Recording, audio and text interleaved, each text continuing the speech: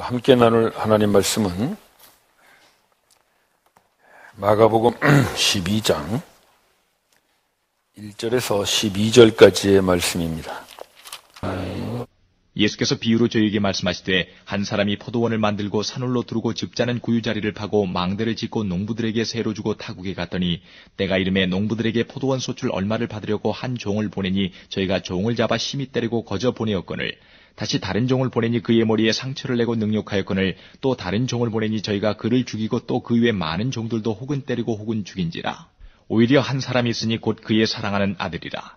최후로 이를 보내며 가로되 내 아들은 공경하리라 하였더니 저 농부들이 서로 말하되 이는 상속자니 자 죽이자 그러면 그 유업이 우리 것이 되리라 하고 이에 잡아 죽여 포도원 밖에 내어 던졌느니라. 포도원 주인이 어떻게 하겠느냐 와서 그 농부들을 진멸하고 포도원을 다른 사람들에게 주리라. 너희가 성경의 건축자들의 버린 돌이 모퉁이의 머릿돌이 되었나니 이것은 주로 말미암아 된 것이요 우리 눈에 기이하도다 함을 읽어보지도 못하였느냐 하시니라. 저희가 예수의 이 비유는 자기들을 가리켜 말씀하심인 줄 알고 잡고자 하되 무리를 두려워하여 예수를 버려두고 가니라. 아멘. 오늘 예수님 비유에는 네 종류의 사람들이 등장을 합니다. 첫째는 포도원 주인인데요. 포도원 주인이 어떤 사람인가 우리 1절을 한번 보시죠. 한 사람이 포도원을 만듭니다. 포도원을 만들 정도의 사람이라면 상당히 재력이 있는 사람이겠죠. 땅도 있고 돈도 있고 그런 사람인 것 같습니다. 이 사람이 포도원을 어떻게 만드는가? 오늘 아주 성경이 자세하게 기록하고 있는데 먼저 산울로 두르지요. 울타리를 쳤다는 겁니다. 그 다음에 즙틀을 놓을 자리를 파고 또 망대도 세웁니다. 그러니까 이 포도원 주인은 굉장히 계획성 있게 일을 진행하는 그런 사람인 것 같습니다. 이런 사람을 뭐라 그러나요? 요즘 자주 나오는 말이죠. 창조 경제라는 게 이런 겁니다. 창의성 있게 일을 만들어가는 사람들. 다 계획해서 그대로 하는 사람. 포도원 주인이 그런 사람 같아요. 2절에 보시면 때가 이름에 종을 보내죠. 때가 이른다는 것은 이제 포도가 맺혀질 만큼 시간을 주었다는 거죠. 보통 포도가 첫 소출을 하는데 한 3년에서 4년이 걸린다 그래요. 그러니까 적어도 3, 4년 정도 시간을 충분히 주고 난 다음에 종을 보내서 소출을 거둬와라 이렇게 한 거죠. 그러니까 이 포도원 주인은 굉장히 일할 수 있는 시간을 넉넉히 주는 그런 참 좋은 주인입니다. 나쁜 주인은 어떤 주인이냐면요. 그냥 일 시키자마자 당장 뭐 빼먹으려고 하는 주인. 아주 경영을 잘 못하는 주인입니다. 경영을 잘하는 사람은 충분히 시간을 줍니다. 장기적인 안목을 내다보고 투자도 하고 그러죠. 아주 그런 주인인 것 같습니다. 또 이 주인이 어떤 주인인가 하면 종을 보냈는데 농부들이 때려서 보냈잖아요. 그런데 인내하고 또 보냅니다. 또 능력해서 보냈는데 인내하고 또 보냅니다. 심지어는 죽이기까지 했어요. 그런데 인내하고 또 보냅니다. 이 포도원 주인은 오래 참는 사람입니다. 참 인내심이 깊은 사람이죠. 더욱이 마지막에는 아들까지 보냈잖아요. 아들까지 보내면서 그 농부들이 돌이키기를 기다리는 참 자비와 긍휼이 있는 주인입니다. 누구 얘기하는 것 같아요? 하나님이시죠. 하나님의 특성이에요. 하나님의 성품이죠. 오래 참으시고 인내하시고 자비와 긍휼이 깊으시고 창조성이 있으시고 경영 능력도 있으시고 이 모든 것이 다 하나님의 성품입니다. 따라서 예수님께서 이 비유를 통해서 하나님이 어떤 분이신가를 지금 우리에게 가르쳐주고 있어요. 포도원 주인은 바로 우리를 지으시고 또 우리를 오래 참아주시고 우리에게 자비와 긍휼을 베푸시는 바로 우리의 찬양의 대상, 두 번째 등장하는 인물이 농부죠. 농부는 어떤 사람인가 한번 봅시다. 1절 후반부에 보시면 포도원 주인이 농부에게 포도원을 맡기고 멀리 타국으로 갔습니다. 이 당시 농부들이란 주로 소작인들이 많았어요. 왜냐하면 로마의 식민지 아래에 있을 때였기 때문에 이스라엘 백성들 중에 자기 땅을 가진 사람들이 많지 않았죠. 다 빼앗기고 살았을 때니까. 그러니까 주로 농부들은 그 주인의 땅에서 소작농을 하는 사람들인데, 이 소장인이라는 것은요, 단순히 그냥 일만 하는 사람들이 아니라 사실은 주인의 집에 이 머슴이나 비슷한 그런 일들을 많이 했습니다. 주인 가까이서 살면서 주인이 시키면 해야 됐죠. 안 하면 쫓겨나니까. 그런데 이 농부들은 주인이 가까이 있는 것이 아니라 멀리 타국으로 가버렸어요. 그러니까 이런 사람들 뭐라고 그래야 돼요? 대박 났다 그러죠. 간섭을 안 해, 주인이. 멀리 가버렸으니까. 우리 직장 생활하는 형제님들, 제일 좋은 상사가 어떤 상사인가요? 그냥 네 마음대로 해봐라. 그런 상사가 제일 좋은 상사죠. 그게 제일 좋은 상사예요. 자기 마음껏 영향껏 해보라 이거지. 자기를 믿어주는 거잖아요. 제일 좋은 상사예요. 이 주인은 이 농부들을 믿고 그렇게 맡겨준 거죠. 그러니까 이 농부들은 사실은 소작인이라고는 하지만 사실 자기가 경영권을 가지고 지금 이 포도원을 운영하는 거예요. 은혜를 받은 사람들이죠. 주인으로부터 은혜를 받은 사람들. 농부들이에요.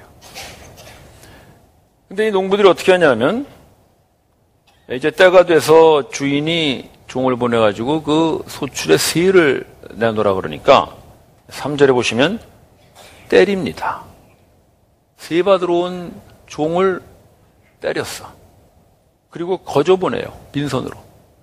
4절에는 능욕까지 합니다. 능욕한다는 것은 인격적 모독을 줬다는 거예요. 아주 수치심을 갖게 했다는 것이죠. 5절에는 죽이기까지 했어요. 아니 도대체 세 받으러 온 사람 잘 대접해서는 못 보내줄 망정 이렇게 때리고 죽이고 하는 건 도대체 뭡니까? 예수님께서 이 비유를 쓰시는 것은 이 예수님이 만들어낸 비유가 아닙니다. 우리가 이제까지 쭉 말씀을 봤지만 예수님은 모든 말씀을 다 구약의 말씀이 이루어지게 하시려고 하시거든요. 그러니까 이 비유도 예수님이 만들어낸 것이 아니라 이미 구약에 있는 말씀을 예수님이 다시 그 시대에 맞춰서 말씀하시는 거예요.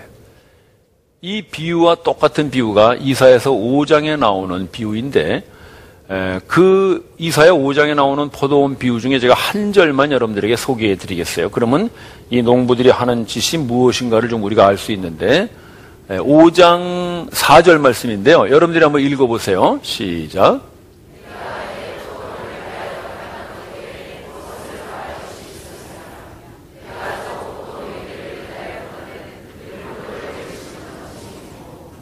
네, 하나님께서 이사야 선지자를 통해서 이스라엘 백성들에게 주신 말씀이에요. 즉 뭐예요? 내가 이 포도원을 위하여 뭘 더 할 게 있으랴라는 말은 뭐냐면은 지금 이 1절에 나오는 대로 다 울타리도 쌓으셨고요. 집틀도 다 높게 파놓으셨고요. 망대도 다 세우셨고 또 극상품 그런 포도도 다 이 재료를 갖다 줬고 모든 걸 다 갖춰주셨다는 거예요. 그래서 좋은 포도를 얻을 것을 하나님이 기대하셨는데 그들이 뭘 얻었어요? 들포도만 냈어요. 들포도라는 건 특별히 가꿀 필요가 없잖아요. 놔두면 그냥 자라는 그런 거예요. 한마디로 말해서 이 포도원을 관리해야 되는 농부들이 포도원을 제대로 가꾸지를 않고 지들 멋대로 그냥 피폐하게 내버려 둔 거예요. 그래서 잡초가 무성하고요. 여기저기 엉겅퀴가 걸쳐 있고 그런 꼴이 돼버린 거예요. 그런데 이 종이 세를 받으러 또 와보니까 기가 막힐 노릇이거든요. 그러니까 이 농부들에게 한마디 했겠죠. 야, 너희들 어떻게 이렇게 할 수 있느냐? 우리 주인이 이렇게 정성을 들여서 깨끗하게 만들어 놓은 포도원을 너희들은 이런 엉망을 만들어 놓지 않았느냐? 바로 이 이사야서 말씀을 똑같이 이 종이 하는 거죠. 그랬더니 이 농부들이 그 이야기를 듣고 잘못했다고 반성하는 것이 아니라 오히려 이런 건방진 놈 어디 와서 큰 소리야 그러고 때리더라 이거예요. 그 다음에 종이 와서 또 그러니까 이번에는 능욕하고 또 와서 그러니까 죽인 거예요.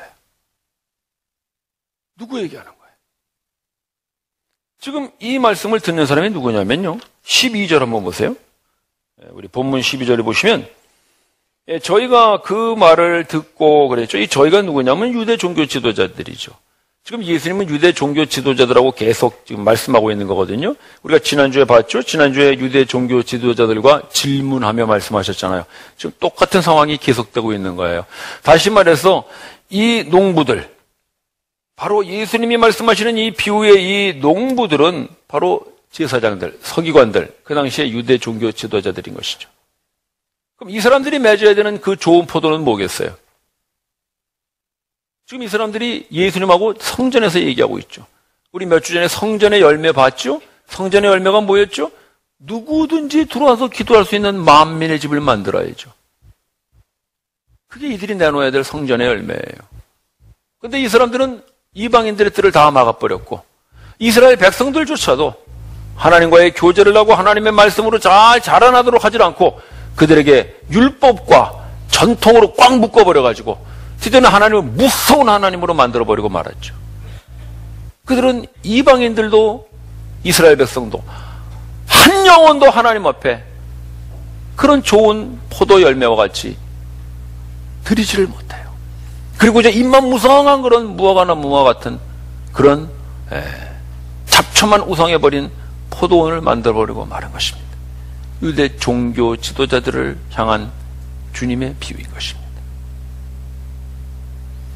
종은 누굴까요? 종은 당연히 선지자들이겠죠. 구약에 나타난 선지자들. 그 선지자들을 예수님은 종으로 비유하세요. 근데 그 종의 모습이 어떻습니까? 자, 2절부터 한번 볼까요? 주인이 종을 보냈어요. 갔죠? 3절에 매맞았어요. 돌아왔어요. 친구 종들한테 얘기했겠죠. 야, 그 포도원에 새 받으러 왔더니 때리기만 하고 그것들 막 그러더라. 그럼 그 얘기 들은 종들이 가고 싶을까요? 가고 싶지 않겠죠. 가면 또 매맞을 텐데. 그런데 4절에 보면은 또 종을 보내요. 또 다른 종을 보내는 거죠. 친구 종이 얻어맞고 왔다는 얘기를 들으면서도 또 가요. 어떤 종인가요? 충성스러운 종이죠. 매맞을 거 알면서 가요. 그 종은 가서 그냥 능욕을 당하고 왔어요.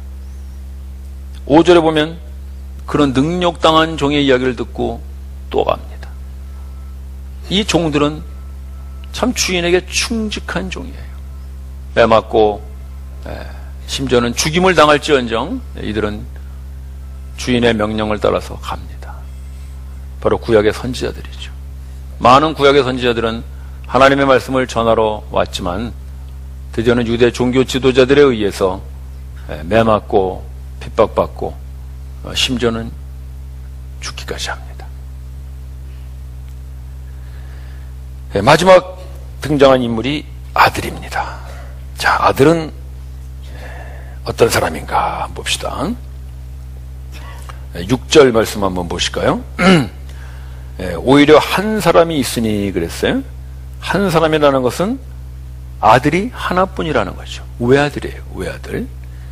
근데 그 아들은 또 어떤 아들이냐면 사랑하는 아들이에요. 아버지가 외아들이니까 얼마나 사랑했겠어요? 그 아들을 이제 보냅니다. 자, 그런데 여러분, 종이 가는 것과 아들이 가는 것과는 조금 차이가 있어요. 종은 가기 싫어도 가야 되죠. 종이니까. 아들은 어때요? 아들은 가기 싫으면 안 가도 되죠. 요즘 그 라디오 광고 보니까 그런 광고 나오더라고요. 엄마가 아들아 달걀 좀 사와라. 그러니까 아들이 엄마 나 게임 중인데 그러니까 얼른 광고 문안 나오는 게 아들 시키지 말고 몇 번에 전화하세요. 달걀 배달됩니다. 그렇게 나오더라고요. 그러니까 아들이 게임 다 끝나고 엄마 끝났어. 그러니까 됐다. 몇 번에 전화해서 주문했다. 그래. 아들은 가기 싫으면 안 가면 돼요. 우리도 애들 그렇잖아요. 아버지가 야야 심부름 좀 해라. 아빠 나 지금 공부 중인데 그래 공부해야지. 내가 갔다 올게. 그러지. 그러니까 아들은 사실 안 가도 돼요. 종은 가야 돼.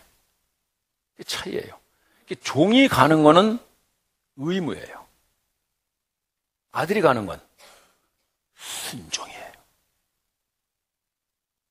종은 충성해야 돼요. 종이니까. 아들은 충성이 아니고 의무가 아니라 순종을 해요. 그래서 가요. 근데 아들이 왜 순종을 할까? 그거죠. 그걸 우리 한번 보자는 거죠. 자, 우리 6절 말씀 다시 한번 봅시다. 6절 말씀 마저 보시면 한 사람이 있으니 곧 그 사랑하는 아들인데 그 아들을 보낸 이유가 뭡니까? 혹시 아들을 보내면 내 아들만은 어떻게 할 거라고 기대했어요? 공경하리라. 그러니까 이 주인의 마음에는 아들을 보내면서까지도 그 포도원 농부들이 돌이키기를 기대하는 마음이 있는 거예요. 그만큼 그 포도원 농부 또 그 포도원에 대한 애정과 사랑이 이 아버지에게 있는 거예요. 그걸 누가 알아요? 아들이 알아요. 아들이 그걸 알아요. 아, 아버지가 저만큼 포도원에 대해서 애정을 가지고 있구나. 저만큼 저 농부들이 돌이키기를 기다리고 있구나 하는 그 포도원에 대한 사랑과 포도원 농부들에 대한 그 기다림의 마음을 아들이 알아요. 그래서 아들이 순종해요. 그게 사랑이죠. 아버지를 사랑하면 아버지의 마음을 알아서 가게 되는 것입니다. 종은 사랑 때문에 가지 않아요. 의무 때문에 가죠. 안 가면 종이 아니지. 쫓겨나지. 아들은 안 가도 돼요. 그런데 가요. 아버지를 향한 사랑 때문에 가요. 우리가 이 신앙생활에서 순종이라는 말에 대해서 참 오해하는 게 많아요. 그런 말들 많이 하잖아요. 믿음은 구원으로 받고 축복은 순종으로 받습니다. 그러니까 순종합시다. 그러니까 우리는 뭐예요? 안 해요. 왜? 우리는 적어도 축복 때문에 예수 믿는 사람들은 아니죠. 그렇죠, 여러분? 네. 우린 적어도 그 정도는 아니에요. 제가 알아요. 여러분들의 수준이 그 정도가 아니라는 건 제가 알아요. 그러니까 누가 축복받겠다고 순종하겠어라고 순종도 안 해요. 참 굉장해요. 우리 교회가 굉장한 교회 같아. 다른 교회에서는 그렇게 하면 다 아멘해요. 믿음으로 구원받고 순종하여 축복받읍시다. 아멘 하는데 우리는 믿음으로 구원받고 순종으로 축복받읍시다 하면 아무도 안 해요. 왜? 축복 정도 가지고는 우리는 안 합니다. 우리 교회가 어떤 교회인데 축복을 얘기하시는 거 기복신앙입니다. 그래요. 나도 그래서 축복을 별 얘기를 안 해요. 그런데 여러분, 축복받기 위해서 순종하는 그런 딜이 아니고 거래가 아니고 순종은 아버지를 향한 사랑 때문에 아버지의 말씀을 따르는 것이 순종임을 기억하십시오. 그래서 아멘이 크게 나와야지. 다시 한번. 우리가 축복 때문에 순종하는 것이 아니라 아버지를 사랑하여 그 아버지의 마음을 따라 순종하는 것이 바로 아들의 순종입니다.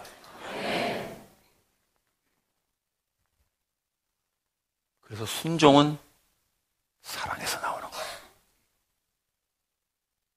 순종을 우리가 자꾸 어떤 율법적 무슨 의무라든지 또는 축복을 받기 위한 수단이라든지 이렇게 잘못 오도된 것 때문에 우리는 순종이라고 하는 이 거룩한 단어마저도 다 오염시켜버리고 말지 않았는가 싶습니다. 그러나 오늘 아들은 순종합니다. 안 가도 되는데 순종합니다. 왜입니까? 의무입니까? 안 가면 쫓겨나기 때문입니까? 오로지 하나 아버지를 사랑하는 마음 때문에 그 아버지의 마음을 따라 갑니다. 누구 얘기하는 거예요? 예수님 얘기하는 것이죠. 하나님이 세상을 이처럼 사랑하사 독생자를 주셨으니 하나님이 왜 예수를 보내셨어요?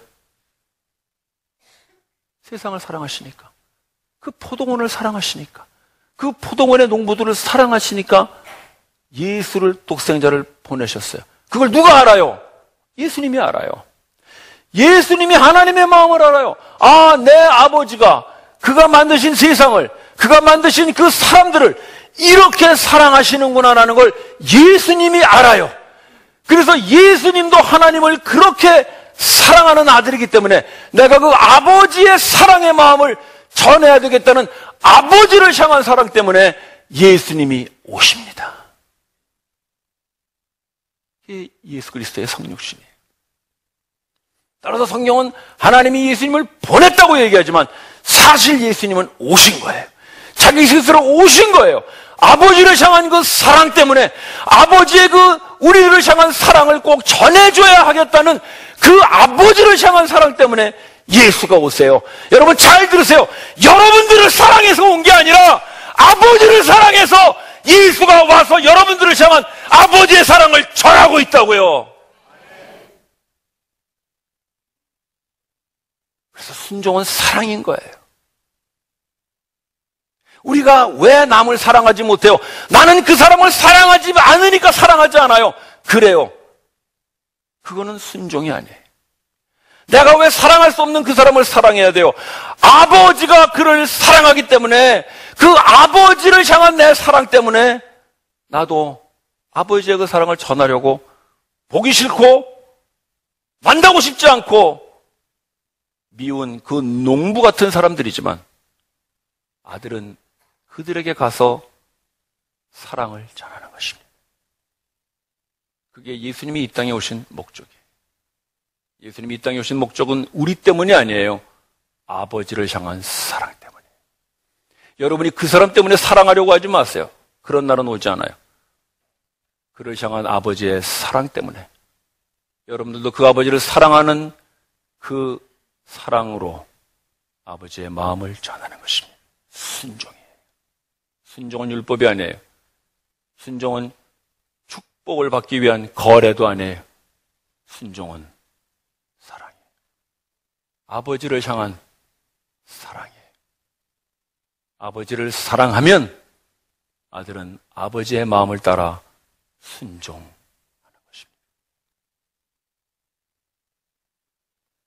예수님은 이 비유를 통해서 드디어는 그 유대 종교 지도자들이 이제 자기를 죽일 것을 예언하신 것이죠. 그래서 실제로 이 비유는 이루어집니다. 그래서 이 유대 종교 지도자들은 예수님을 모함해서 드디어 십자가에 죽이죠. 그것으로 이제 이 비유는 끝났어요. 그런데 이 비유가 다 이루어졌는데도 불구하고 하나님께서는 계속 이 비유를 성경에 기록해서 우리에게 읽게 하십니다.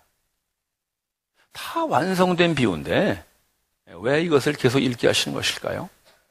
그것은 아직도 이 비유의 마지막 부분이 우리들에게 이루어져야 한다는 것 때문입니다. 그 말씀이 9절 말씀인데 우리 한번 보도록 하십시다.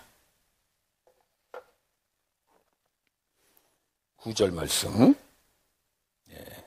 포도원 주인이 어떻게 하겠느냐.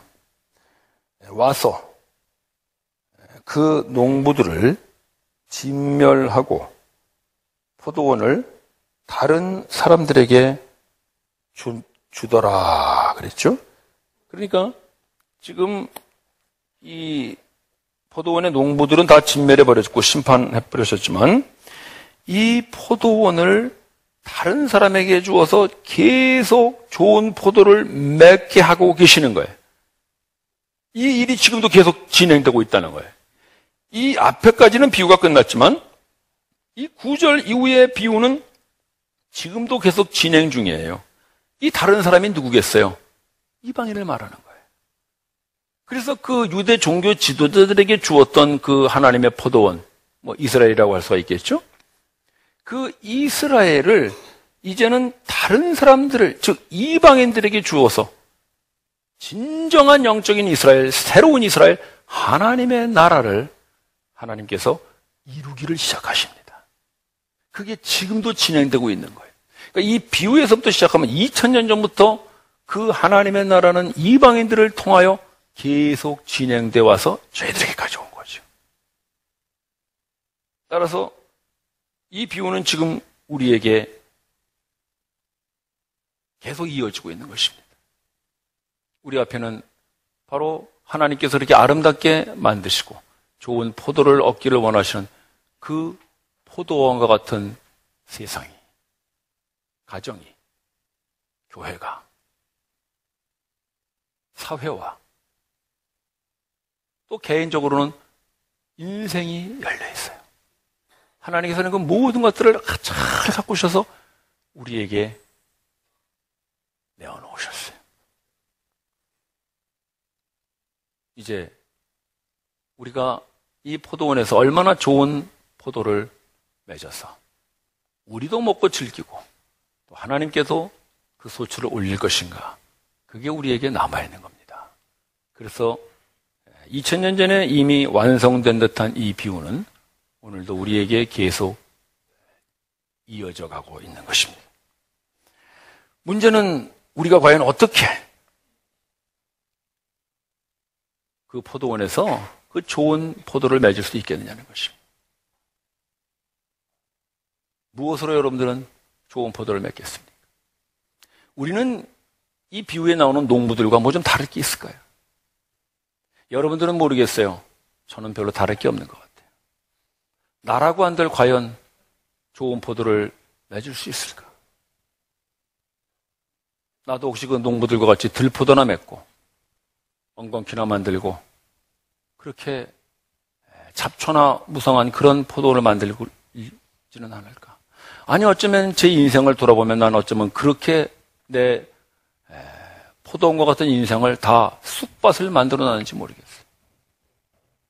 이 나이까지 과연 나는 얼마나 많은 포도를 열매로 맺었을까? 전 가만히 묵상해 보니 부끄러워요. 혹시 저와 같이 정말 우리 가정은, 우리 교회는, 우리 사회는, 내 인생은 하나님께 그렇게 내놓을 만한 좋은 포도가 없구나 하시는 분들, 오늘 다시 한번 주님의 말씀으로 새롭게 시작하게 되시기를 바랍니다. 그것은 농부의 힘으로는 안 됩니다. 구약의 농부가 됐던, 예수님 시대의 농부가 됐던, 아니 지금의 농부가 됐던 농부들만으로는 좋은 포도를 맺을 수가 없습니다. 농부는 그냥 농부일 뿐입니다. 농부는 그 포도원에서 자기의 유익이나 취하고 자기의 좋은 것이나 취하고, 더 나아가서는 이 비유에 나오는 농부들 같이 그저 그 포도원을 자기의 것으로 만들려고만 혈안이 되어 있을 뿐, 진정으로 그 포도원이 주인의 것이고 거기서 좋은 포도를 내어서 주인에게 드리겠다고 하는 그런 마음은 농부들로는 안 됩니다. 그래서 우리에겐 길이 없다는 것입니다. 농부가 애쓰고 노력하고 열심히 해서 맺어진다면 이 비유는 그렇게 맺으면 안 되죠. 그건 농부의 문제죠. 농부의 문제. 그러나 예수님은 지금 그걸 얘기하시는 게 아니에요. 농부의 문제가 아니라 농부만으로는 안 된다는 거죠. 오늘도 우리에게 동일한 얘기를 하시는 거예요. 너희들의 가정이 왜 안 되느냐? 너만으로는 안 된다는 겁니다. 우리 교회가 왜 안 되느냐? 너희들만으로는 안 된다. 우리 사회가 왜 안 되고 네 인생이 왜 안 되느냐? 너만으로는 안 된다. 농부들로만으로는 안 된다. 누가 있어야 되는 거예요? 우리 10절을 마저 봅시다. 10절. 10절 말씀 여러분들 한번 읽어보세요. 시작.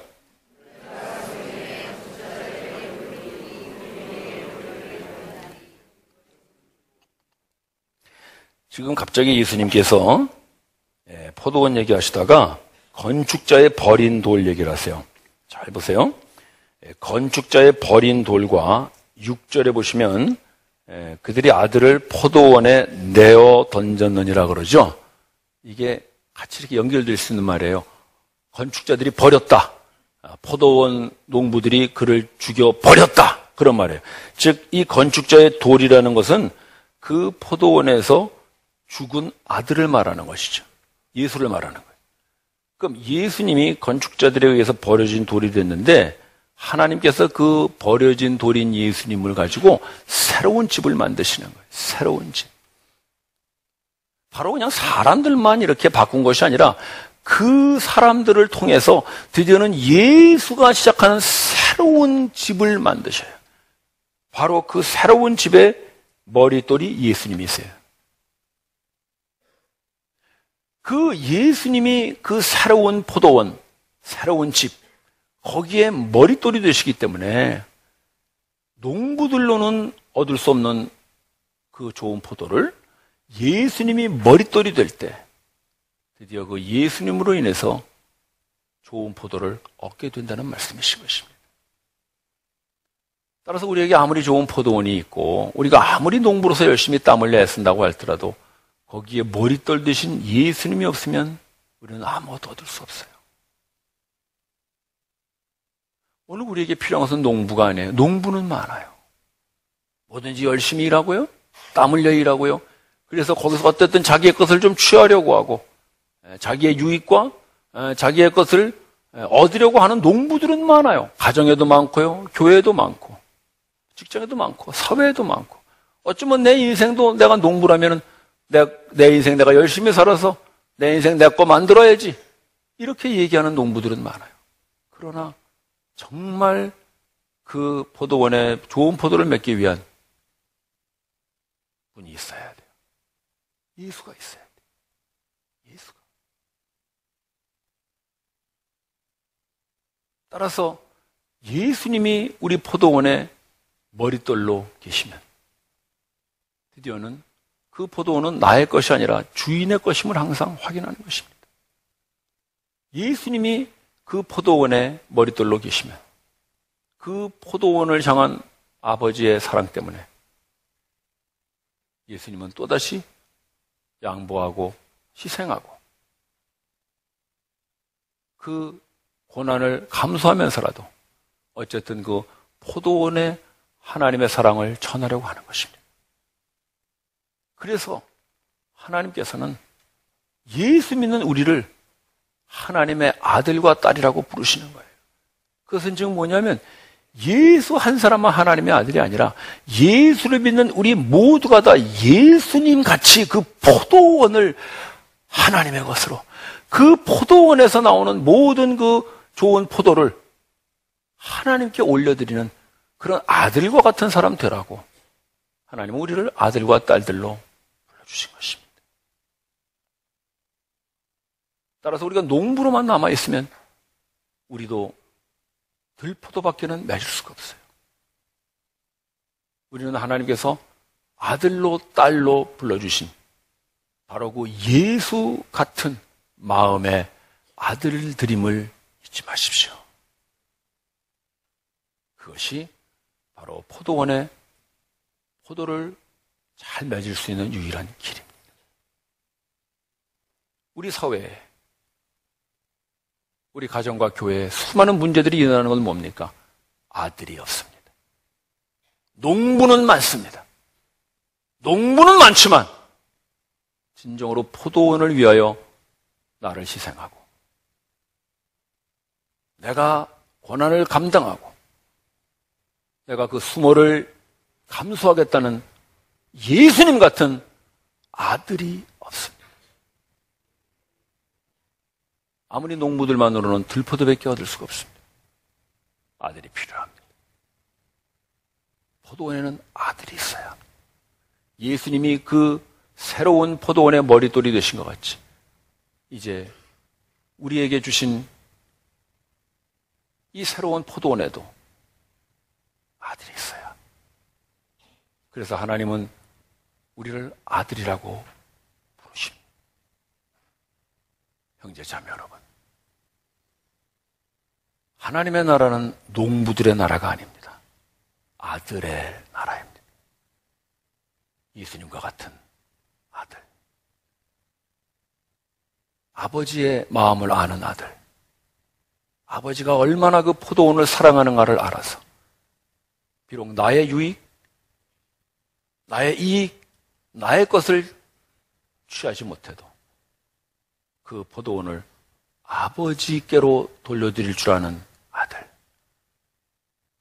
그런 아들이 되어서 우리 가정과 교회와 사회와 아니 내 인생마저도 아름다운 포도를 맺는 그런 축복된 포도원이 되기를 주님의 이름으로 축원합니다. 기도드리십시다.